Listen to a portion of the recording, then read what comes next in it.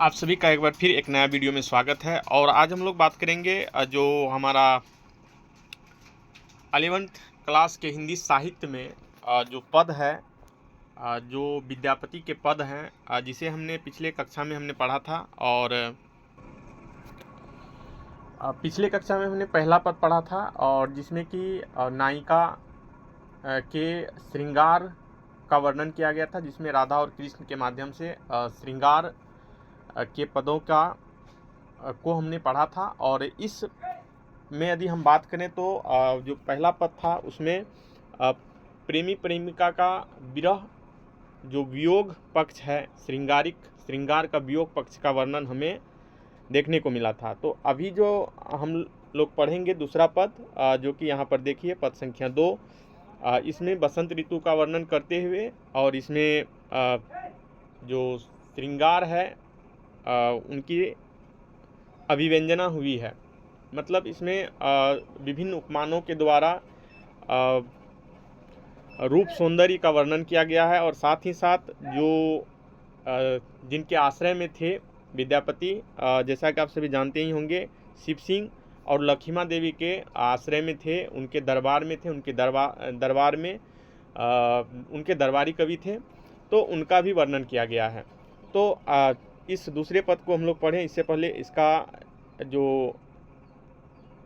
कुछ महत्वपूर्ण बातें हैं उसे हमें जानना चाहिए। तो दूसरे पद में देखिए यहाँ पर बताया गया है कि दूसरे पद में रूप वर्णन है जिसमें संयोग प्रेम।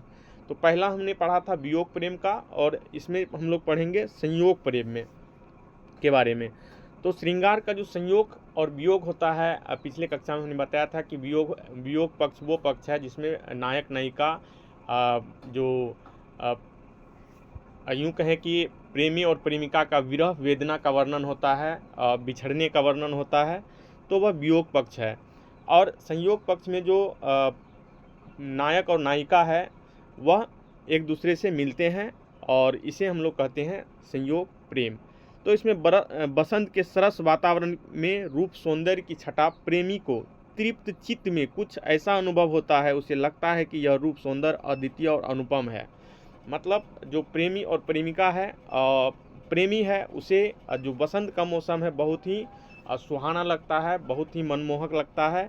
और उनका जो चित्त है, उनका जो मन है, उसे उसकी सुंदरता को वह अनुभव करता है, उसकी अनुभूति प्राप्त करता है और वह उसकी जो सौंदर्य है वह अद्वितीय और अनुपम उसे देखने को मिलता है। और वे अंत में कहते हैं कि इसकी कहीं कोई बराबरी नहीं कर सकता, इसकी कोई बराबरी, कहीं पर कोई बराबरी नहीं है। तो चलिए हम लोग पिछले कक्षा में वियोग पक्ष को पढ़े थे, इस बार हम लोग पढ़ेंगे संयोग पक्ष को। तो चलिए आज के इस पद को हम लोग स्टार्ट करते हैं।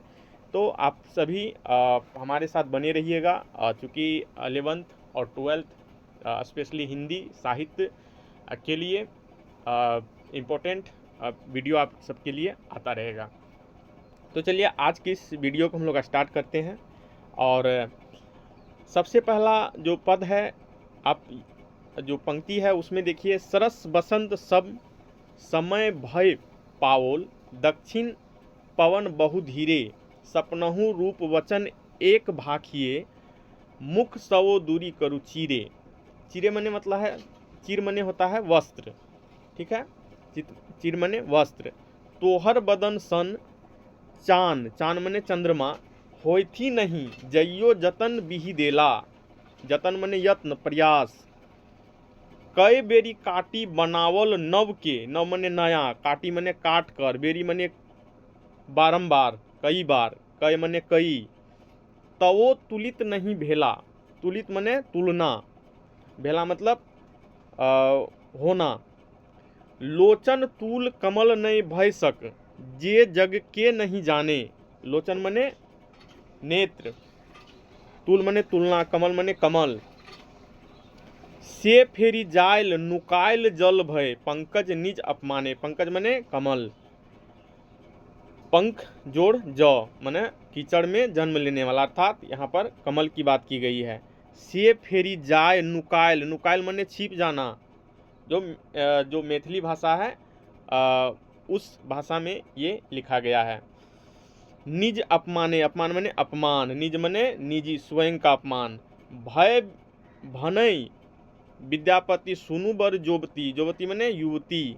ई सब लक्ष्मी समाने, लक्ष्मी समाने, लक्ष्मी माने लक्ष्मी, समान माने के समान।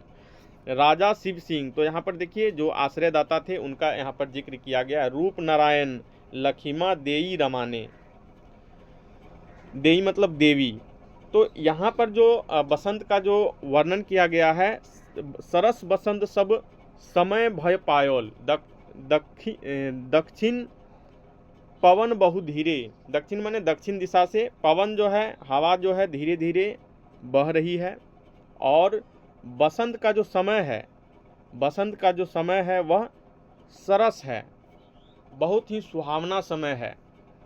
और दक्षिण के दिशा से अर्थात मलय पर्वत से जो हवा आ रही है, सुगंधित हवा आ रही है, वह मन को लुभा रहा है, मन को पुलकित कर रहा है। और जो है इसकी जो हवा है वह धीरे धीरे बह रही है। सपनहु रूप वचन एक भाखिए, मतलब सपने में जो है हवा चल रही है और जो नायक है उन्हें सपने में किसी सौंदर्य की अनुभूति हो रही है, सपने में किसी को देख रहा है और फिर वे उनको देखने के लिए ललायित है, उनको देखने की बारंबार चेष्टा कर रहा है। तो उसके वह कह रहे हैं कि मुख सौ दूरी करू चीरे, जो वस्त्र है वस्त्र से मुंह ढका हुआ है और वह उस वस्त्र को अपने चेहरे से हटाने के लिए कह रहा है। फिर जो है उसकी जो रूप सौंदर्य का जो को देखने के बाद, उसकी सौंदर्य दर्शन के बाद जो है कवि कहते हैं, अर्थात नायिका का रूप सौंदर्य का वर्णन करते हुए कहते हैं, अर्थात नायक जो उसके रूप सौंदर्य को देखता है तो उसे देखने के बाद कुछ इस प्रकार से प्रतीत होता है, कुछ इस प्रकार से लगता है, तोहर बदन सन चान होती नहीं, करा कि तुम्हारे शरीर जैसा, तुम्हारी सुंदरता जैसा, तुम्हारे सौंदर्य के आगे चांद होती नहीं, चांद भी नहीं है।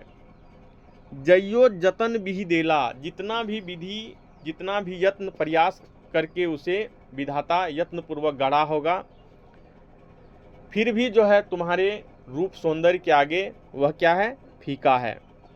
कई बेरी काटी बनावल नव के, तुम्हारे रूप सौंदर्य की तुलना करने के लिए, तुम्हारी रूप सौंदर्य की बराबरी करने के लिए कई बार काट काट के उस चांद को भी बनाया होगा।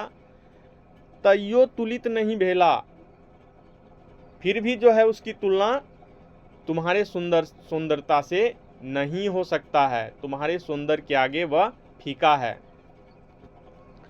तो यहाँ पर नायिका का रूप सौंदर्य का वर्णन किया जा रहा है और यही जो प्रेम मिलन का जो आभास है, यही संयोग पक्ष है, आप सबको पता होना चाहिए। तोहर बदन सन चान होती नहीं, जइयो जतन बिही देला, कई बेर काटी बनावल नव के, तैयो तुलित नहीं भेला, फिर भी उसकी तुलना नहीं की जा सकती है, तुम्हारे रूप के आगे वह छोटा है।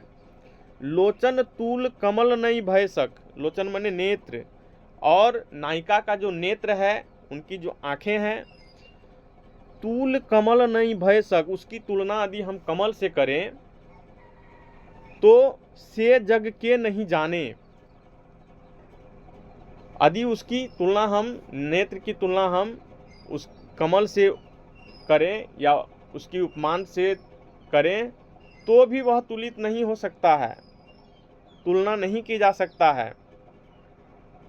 से फेरी जाय नुकायल जल भय, और जब कमल को लगा कि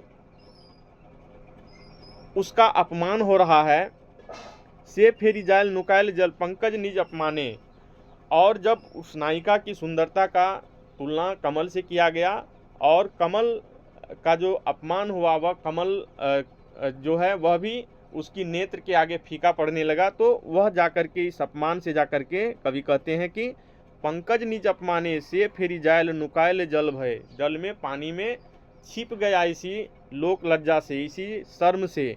कौन? तो कमल। नायिका का नेत्र के आगे कमल भी क्या है? फीका है, छोटा है, ठीक ना।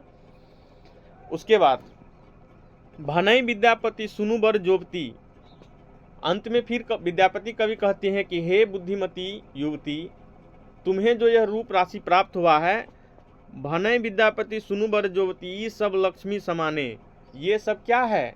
लक्ष्मी के समान है। तुम्हें जो रूप की ये सौंदर्य प्राप्त हुआ है, तुम्हें जो सुंदरता की प्राप्ति हुई है, यह लक्ष्मी के समान है।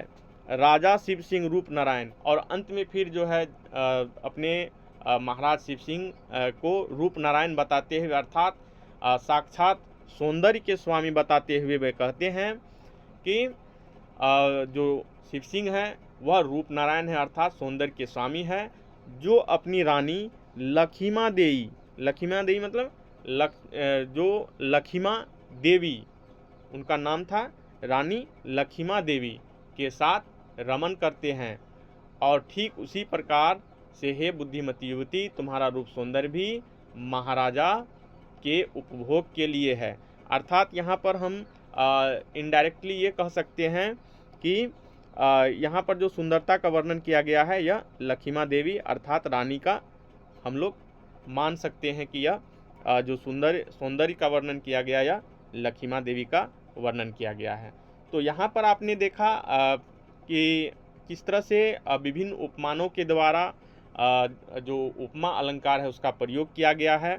और हवा चल रही है, बसंत का समय है, और बसंत का समय भी ऐसे भी जो है आप सभी जानते ही होंगे, बसंत का समय जो कितना सुहावना मौसम होता है, तरह तरह के जो वातावरण में परिवर्तन देखने को मिलता है।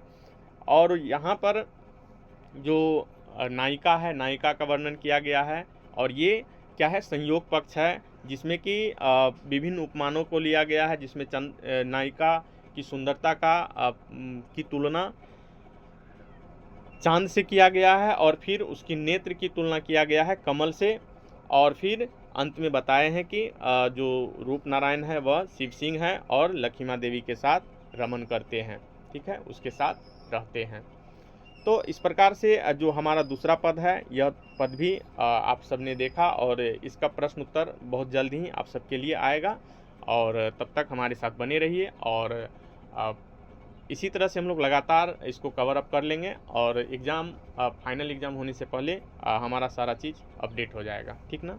चलिए, आज के वीडियो के लिए बस इतना ही, धन्यवाद।